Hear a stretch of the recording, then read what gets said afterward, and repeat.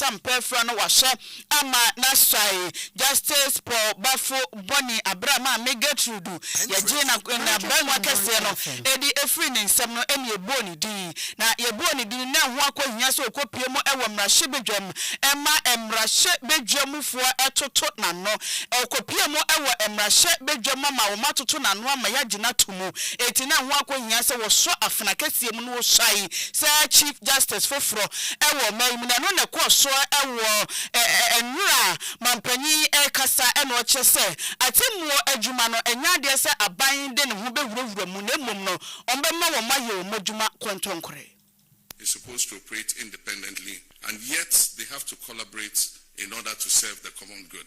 And so today, as President, I pledge my unwavering commitment to the independence of the judiciary. And I wish to say that an independent judiciary is not a favor to the courts. It is a constitutional necessity and a protection for every citizen, including the President. We must therefore jealously safeguard the institutional, financial, and administrative autonomy of our courts. Decisions of our courts, whether we agree or not, whether popular or unpopular, must be respected and enforced.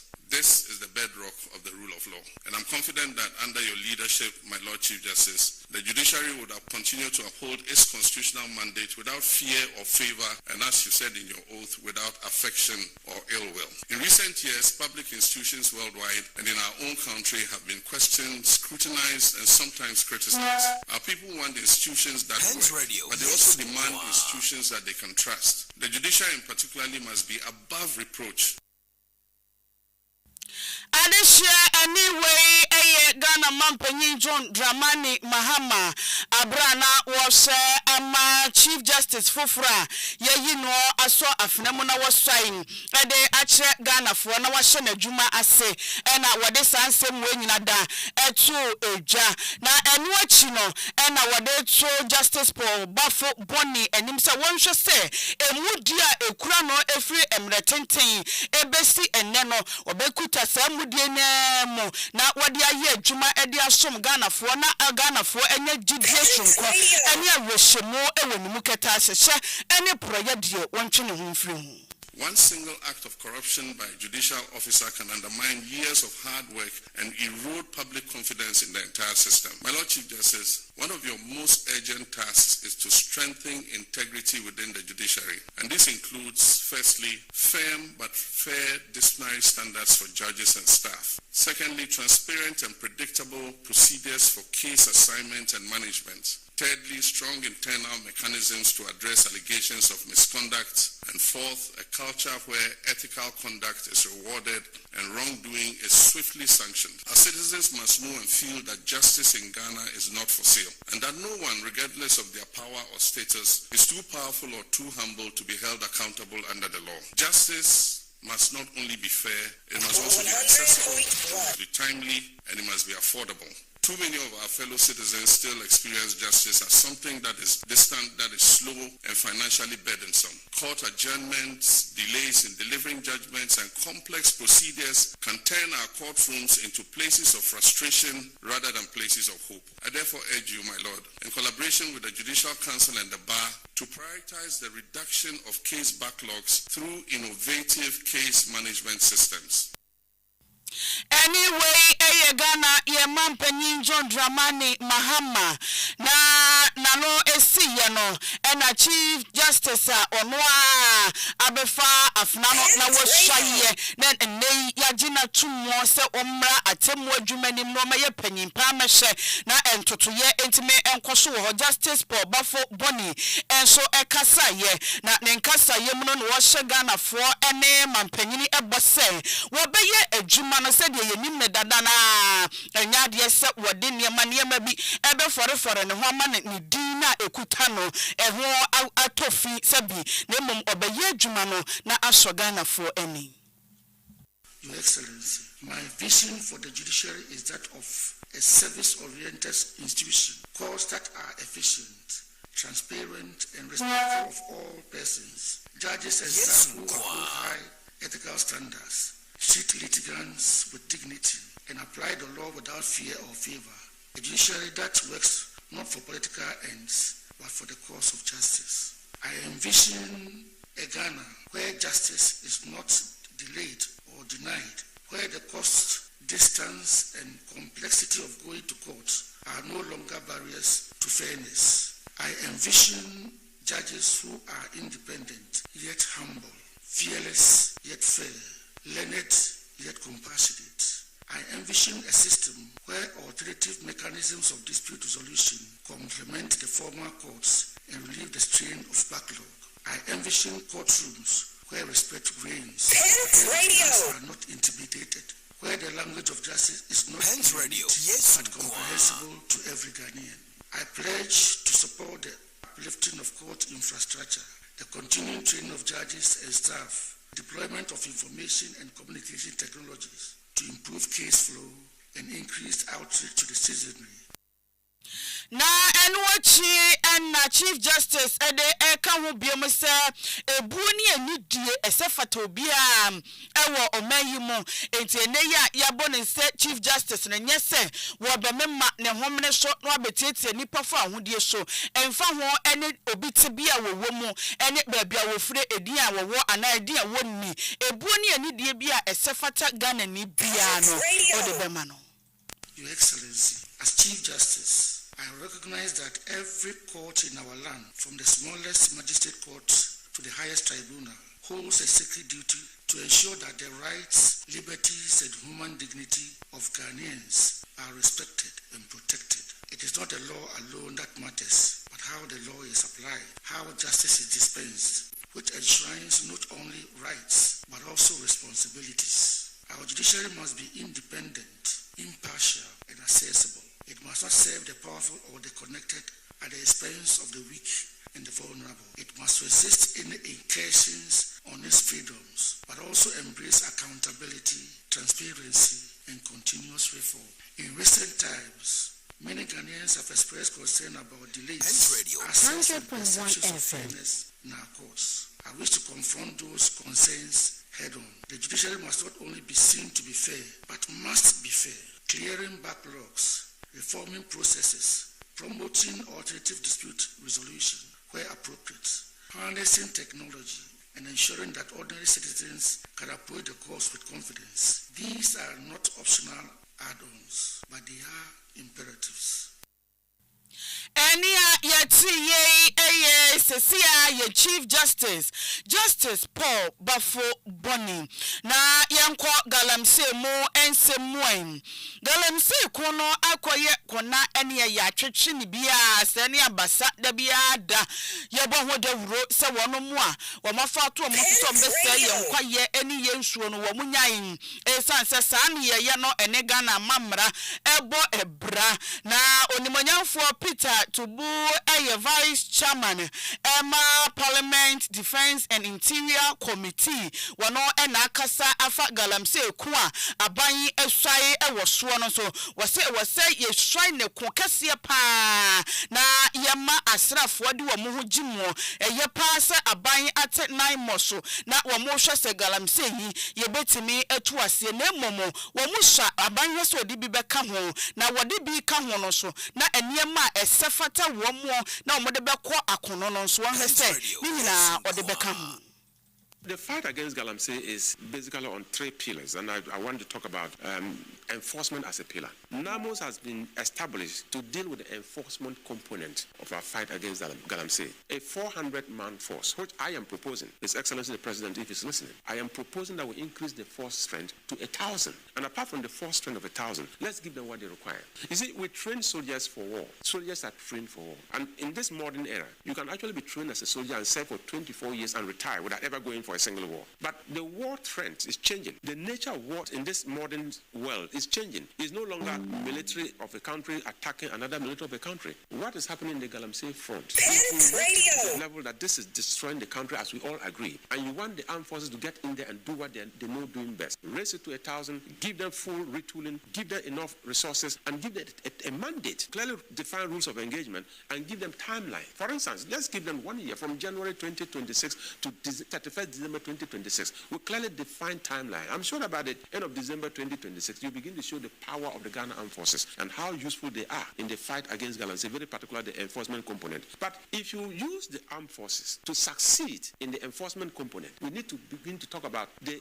alternative livelihood program. We need to talk about the responsible cooperative mining and skill development program. These two things, when you put them together, they should be following the NIMO success. Na ne krakra mo eno okasam efa afimpino ne aduonu ensia konhomasika na no ada fotosamfo de kopie mo ewo mrahebedwam de kwatu dwa ene wokasa naimosfo no yamo musika de ene 150 million Ghana cedis ena aban no etwa ede ato wo se wode beso wo masene nanso wo no de wo susu se seska no isha. Legal money, as we call it, will continue to be there, and the illegality of it all will just disappear. Money is not our problem. It's the illegality of it, this environmental destruction of it. The fact that now galamsey has become mining with heavy equipment, without the rules and regulations, that has been our problem. If not, when I was a child, galamsey has been there with pickers and a shovel and whatnot. Today we do galamsey with heavy machinery. We are on, NAMOS is on. And I think that at the weekend you see what they are doing. But I'm saying that what they are doing is enhance their capacity with the numbers and the tooling. I'm sure that they will do a wonderful job for this country. Because they've shown a sign that that is the way to go. I mean, when I saw that budget line yesterday, I smiled. 150 million for NIMOS. That is just in the budget. And I'm quite sure that the Minister of Finance in the mid-year budget will come and do something about it. Very particularly if this suggestion of increasing the force strength of NIMOS from a 400 force to 1,000. We'll have to come and look at it. Even that, if the force strength even still remains at 400, 150 million for NIMOS, looking at the volume of work that they have to do, looking at their mandate, I'm sure in the mid-year budget review, the Minister of Finance will do something about that. Adeshia enia yati ye defense ne interior committee ewo emrahebedwam omo vice chairman onimanyamfo Peter Tubu na yenko apomuden mo ensemo ye de ani chemo ewo tepa wo ahafoano north mensin mu asante mantemo omo government hospital ewo ho ena mpanyimfo edi tudwa sesesei anesefo eho akwatwe ewo ho papa etiama omo dwumadi so mosha mapomuden afantampefra ewo mensin mu eno akoye den municipal health director Dr. Frederick Kwaku Ofori ono ena ede ensemwe nyinada etu edwana sansemwe wodi tudwa wabra na nursefo ne midwife fo na wotwe wo mo edi ewo ho afi no mo san Ghana staff housing project eno akoso ewo hospital ho no eho entuma eno osese aban amamudi a ene ebe ha jimpa Prepino nurse we don't buy omunya dan na omaide omokoba nti a big challenge omumbenya dan so no because em se ne bode omuntimi the call rounds mu huye honorable ne nananum kwa mu huye challenges e ho because of accommodation issues no staff pre wa iswa currently e kase kwa midwife wa ha iswa 58 community health nurses aye 8 nurses ankasa 69 and nurse 26 eni kwa se basa ye call medical ward no hu CDC patient over 40 something at home but nurses 3 and a big challenge in the best stress nananoma tankunya any honorable MC na entum panyifo so say omum posting nurse dimbra have an off the hospital na emwa because patient dey omoba but nurse for no money buniswa eya na dey the best na omumwa na staff in the dimbra na mabeboa the help delivery e was Dr. Frederick Kwaku Ofori municipal health director ewo ahafo ano north mensin masante mantemu nene ena yati na enuachi no ena ban krachi panyina owo ahafo ano north onimonyamfo kwasi edusei enso ehye bose eya adwumayefo no su no omo hawo a omo de atodwa ni nyina ato na sumpa etu ono so obebo akire na wode akoma ye omo sha pomuden wonsem so na Ghana Health Service na omatimi e de anesifo ni bi abrewo the clinic of our government hospital is seriously understaffed. Seriously. Good department we are here in Pabes 30. We're going to be 6. Maybe here in Pabes 10. We're going to be 1, 2, 3. And Yenso Yahoo say buying CNM for your health ministry and the Ghana Health Service. Now Yapa the first one. Your next staffing of your health facilities. I want to be to my boy. Now you the right number, if not the right number, nearness to perfection number bit my boy na to me so staff and hospital na edijuma o share hospital na hospital kase and ya make us say plan we are specialist hospital ebe for referrals from Ashanti region and across other parts of the country the baby any channel any human resource marching from kakra nti yeguso ya hu ide the grata abe ko baby sese na e ba so aboafo bi e wo baby anso o mu tie na o mo ayi the intimi sort of government hospital in fancy na so the mua Ghana mine and a half another of Ashanti and then especially the northern sector of the country.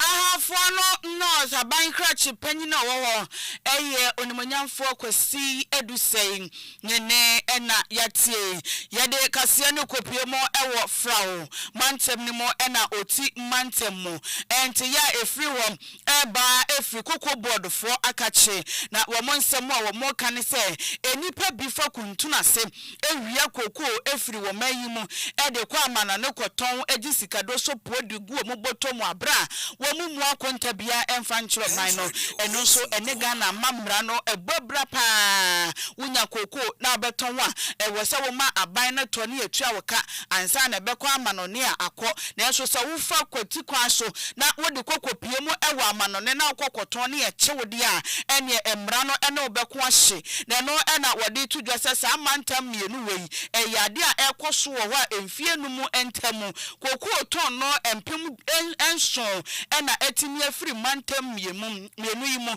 akwakopie mo ewo amanone koko board chairman eye elder Samuel Ofusu Ampofu. We realize that one of the challenges that we are facing, especially in the Volta and Oti region, is the problem of cocoa beans across the borders of the country. To the extent that if we juxtapose the cost of input that we supply to the farmers and the output in terms of production that we are getting, there's nothing to write home about. Because cocoa is the backbone of our economy and will continue to remain same. And the best we can do is to work very hard to sustain it and to ensure that we increase productivity. We have outlined a number of measures that we are going to team up with the RECSEX and DISEX to tackle the smuggling menace and to ensure that it is reduced to the barest minimum. Na enwachinom ena orofo swampofo edeka ho biem se ohawo ne amane pa de ebi kwaso ewo koku adwuma nim pa ebi ane se ebinom ewie bi di fro manimo edekwa amano ne ekoton na mbom enwachi kura no abaye abone ho modin koku ntumo no watimi atumo akwa akodu ohamu nchemu edioso. Again, we have said that in spite of all the challenges, His Excellency President John Dramani Mahama has kept faith to farmers by ensuring that he pays 70% of FOB price to our farmers, irrespective of all the challenges that we are. And the cocoa farmers are grateful to him, and we believe that we as a board will work assiduously to justify the confidence that he has reposed in us. Elder Samuel Ofusu Ampofu eye kuku board chairman nene ena yatie no na yenko ensem fufuro moy United Kingdom's House of Lords omo member bako eye Lord Paul Boateng wone na ede adesede ema ebibremu mpanyimfo nyina se wo sere wo mo se wo man anase ebibremu ha yebetu mpon a ni nyina akwa gina emabunu eso enti wo mo nhwe se wo mo de emabunu adisiade ana wo mo adesrede a wo mo esre wo mo se ebemo wo mo adwuma aye yebemo wo mo ho ato wo mo masumbeju wo mo ewo manya wo mo timo no eno beboa ama man no etumpon na ekoba ne se yetu mabuna jeje mu ewo ebibrem ha emoa ema oman bia entimi enkonanim. We need to put the youth demographic at the center of our policy making. Because Ghana's youth, Africa's youth, are the future. The future not only for Africa, and don't forget we have the fastest growing youth population in the world. We are the youngest continent as well as the oldest continent. The oldest continent geologically, the youngest continent in terms of demographic. We have to put them at the heart of our policy making. And that means making sure that we don't just build their capacity, but that we provide them with employment and we encourage and support their own efforts for employment going forward. And that older men and women are prepared to make way for younger men and women, and to join with them across the generations in delivering on the dream. Na enwachi ena Lord Boating esan ede ka ho biom se ehu hia pa se aban ene enkrankra a wo mo ankasa ebiebie wo munwuma ebedi kasubom na etimi aboa ama sikasem etimi agina bra no wo se ba akofo se bi wantimi nkyere danfo etenye bibia ena aban no nkra ebetimi aye. We've actually got to live our solutions. It means that the private sector and the public sector have to be able to work effectively together. We have to tackle these issues of procurement. We've got to remove the obstacles to doing business. We've got to unlock the natural enterprise that exists within our people. And the role of government, whether in the UK or in Ghana, the role of government is to be an enabler. Government can't do everything. What government can do is to create an enabling environment. Lord Paul Boating, a member Emma United Kingdom's House of Lords, Nene ena yatiano na yenko wie kasiano ewo Bangladesh. Na former Prime Minister wo home ena sese yede na kwa gyina mu ewo court na abra yede ne kwa gyina mu ewo court na yede kwadu ebo no ene kwadu ne de chenkure yese enam ne nsa so ema enipa be apem ne ha 9400 etina nanomo ewo nsiedo ene afi etwa mu ya ena saa owuo no ekoso ewo ho ni nyina da ene se esuafo bi a wo mususu se eniema bi a ekoso ewo ho enhyeda enkoyie na wo mugina amamra so na se wo mutumi so eye so mbe yo ye kire ede etia aban no na aban nani aba ne ho so ehu se eniema enhyeda enkoyie wo ho ene ne yede asrafo ene abambofo atugu wo mo so enam so ema ebinom eti nananomo ewo ensiedo na maame Hasina wadi mfinhia no eduoso enwotwe yede no ekokopie mom ewo Israel India ewo afimpino ene eduonu enaimu ebira ye forso no ema ne de na konwa eto ho enu achi no ene ye de na kwa akopie mu ewo kwoto edi na asem a waka se wodifo eno nti no yemfa no nko na yenko bua no kumfo a eno akwaya arehosem na asem maame no so akasa ne nkasa yenma se wose kwoto no ene no eni ni ye na kwoto ni wadi ni yo eni no eni ni yo kwoto aka ne de na waka ensemu a esi ewo Bangladesh no yenyina so na enensemu a yede so mo se denya ne yekase no yemfa ensi na ensem no de di mo akotene ebi ene se mampanyin John Dramani Mahama ahwe ama Justice Paul Bafo boni esai se Ghana yen Chief Justice foforo kra wonka ensuo na eno echi no na Chief Justice shebo se obeye djuma se de se na efata na Ghana fo enya ni mujidie ene areshemu ebiem onimonyamfo Peter Tubu Vice Chairman Emma Parliament Defense and Interior Committee wono so akasese 9 months for sika yetwa edema womo ewa afimpinu ne eduonu ensia budget ni mu no esakura enti ebeye ankaban emfa bi enka ho tepa government municipal hospital for so NS wo nice for eho akọ atwe ensaban emeye wo momoa ensem bi ka we ho ena samufo se mu ametena se mede so mo se denya ne ye kase wo Paint Radio 100.1 kase ni mu aseda enkoma ohenere spices ena ohenere non dairy powdered mekomada wroma ena omobo michidom ewo sika fam elder Kofi Kwache etna fidie na chi eno chinchim fidie no efunuma edema me adwempan Kofi Mensa ebo michidom efri news room elder Brefi Adama ina meko ententen fidie ne so etiefo pa madam ase ama monitor midi ede maame adwoa ahenkra kechi I remember seeing my father sell dope, my uncle sold dope. Guess what? Little Garcia sold dope. I seen my father go to prison. My uncles went to prison. And guess what? Little Garcia went to prison. Well, it wasn't until 2014